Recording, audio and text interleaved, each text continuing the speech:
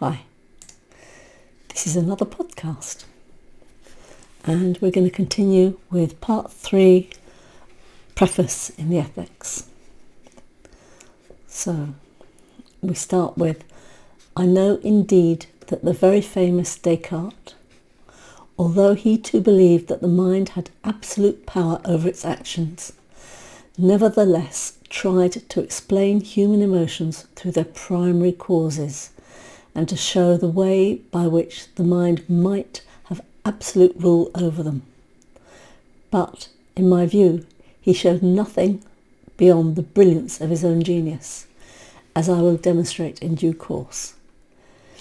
For now I wish to return to those who prefer to curse or laugh at human emotions and actions, rather than understand them.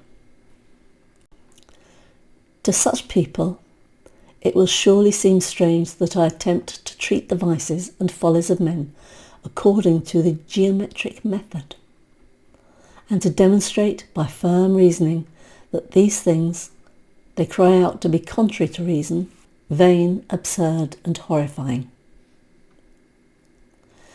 But this is my reasoning.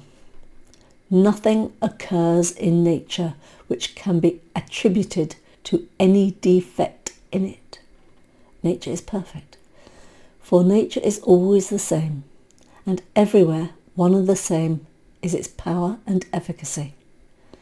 That is, the laws and rules of nature, according to which all things come to be and are transformed from one form into another, are everywhere and always the same. Therefore, the way of understanding the nature of all things, of whatever kind, must also be one and the same, namely, through the universal laws and rules of nature. So we're not special. None of us is special. We're all acting under the same laws and experiences. The only way we differ is that our experiences are different. We have different circumstances that impact upon us, so our responses are different, and we learn how to adapt and cope in the situation in which we are existing. Okay, I'm going to carry on. Thus, the emotions of hatred, anger, envy, and so on, considered in themselves, follow from the same necessity and power of nature as other particular things, and they thus have definite causes through which they can be understood, and definite properties just as worthy of our knowledge as the properties of any other thing, whose mere contemplation delights us. Just going to pause a bit there, just to think about that. Our emotions are the same as any other particular thing. Not special.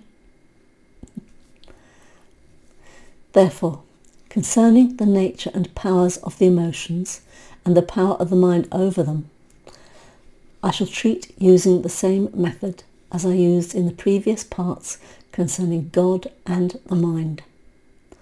And I shall consider human actions and desires just as if the question were about lines, surfaces, or bodies.